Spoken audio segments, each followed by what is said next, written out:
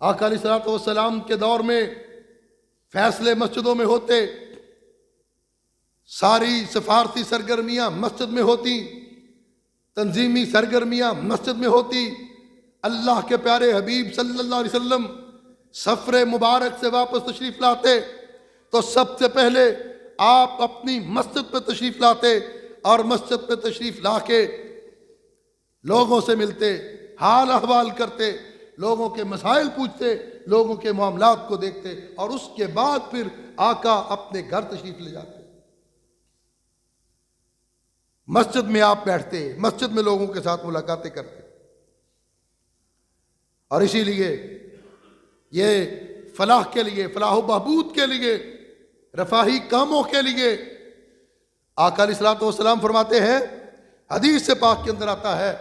کہ مومن کے مرنے کے بعد جن اعمال کا انسان کو ثواب ملتا رہتا ہے، نیکیاں پہنچتی رہتی ہیں، ان میں ایک یہ ہے کہ جو اس نے کسی کو علم سکھایا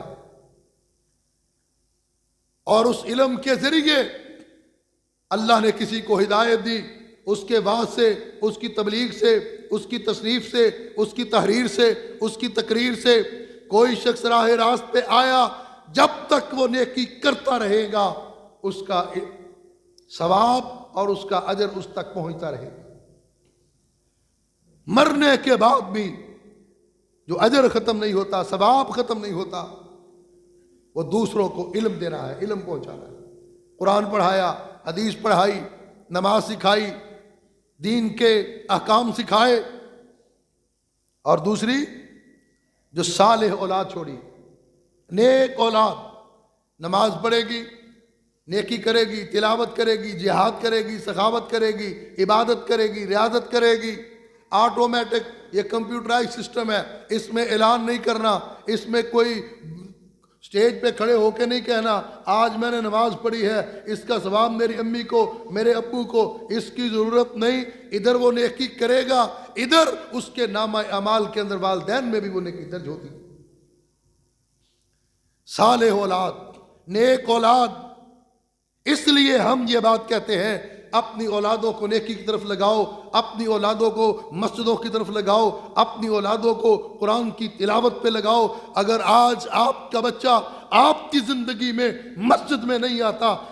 نماز نہیں پڑھتا، تلاوت نہیں کرتا، کیسے آپ کو یقین ہوگا کہ آپ کے مرنے کے بعد وہ مسجد میں آئے گا؟ اپنی زندگی میں اس کو نماز کا عادی بنائے، اپنی زندگی میں اس کو سخاوت کا عادی بنائے، اپنی زندگی میں اس کو قرآن کی تلاوت کا عادی بنائے، تاکہ مرنے کے بعد آپ کی نیکیوں کا بینک اکاؤنٹ بند نہ ہو، وہ بینک اکاؤنٹ فریز نہ ہو، منجمد نہ ہو، آپ کا کھاتا چلتا رہے، نیکیوں کے انبار لگتے رہے، اور اللہ جنت میں آپ کے درجات کو بلند کرتا چلا جائے۔ اور پھر پیارے آقا صلی اللہ علیہ وسلم نے فرمایا کہ تیسری چیز قرآن ہے، جو اس نے پڑھایا،